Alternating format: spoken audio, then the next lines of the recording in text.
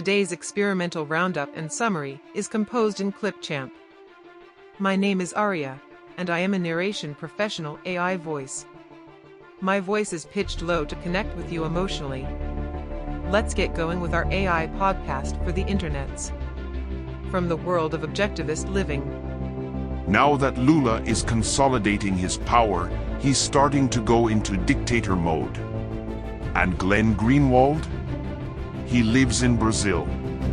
Hell, he's one of the people who helped Lula get out of jail, and he fought Bolsonaro tooth and nail.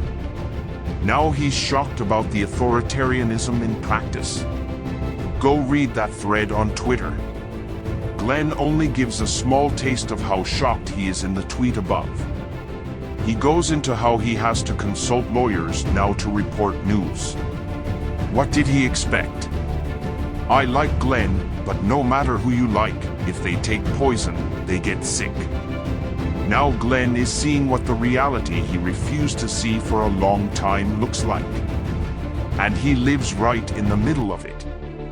I hope Lula exceeds his powers so much, the military finally steps in. Trudeau has been ordered by Biden to arrest trucker leaders in Ottawa. He is seen as Biden's puppet and is being told to handle his own issues and not to interfere with the border. The speaker suggests that Biden should be put before a parliamentary inquiry, and if impeachment proceedings begin, Trudeau will likely further harm Alberta. He also mentions that China is happy that Canada was rude to President Xi, as it allowed them to reverse course on COVID without a plan. The author also mentions a rhino predator plan to compare the look in Zelensky's eyes when speaking with Trump versus Biden. The speaker mentions that they have someone on the Objectivist community website who likes to promote a left-wing agenda, but they allow it as long as the conversations are fluid and people can disagree. However, when the conversations start to turn into personal vendettas, they step in as the traffic cop to keep things flowing. They mention how the forum rules should be objective and how they don't fight human nature when it comes to hierarchies.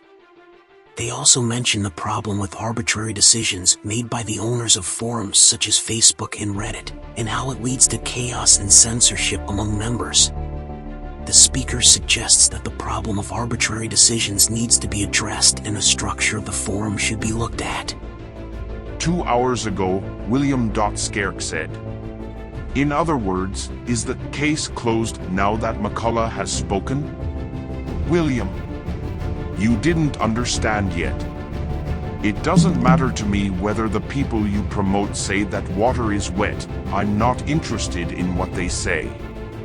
They have no respect for me, thus I have no respect for them. There is no negotiating with that anymore. It's over. In other words, it doesn't matter to me that you are pretending this is all about McCullough. I never saw you talk about McCullough when he was censored from Here to Kingdom Come by the people you promote. So I know you don't give a shit about him or his credibility. But now that those same people you promote are talking about him, so are you. Yawn. Those people you promote don't give a fuck about truth or information. They want to protect their power and standing and goodies. That's their priority.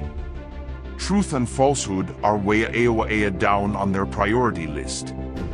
Whatever works to protect their power and standing and goodies is what they consider to be good and proper.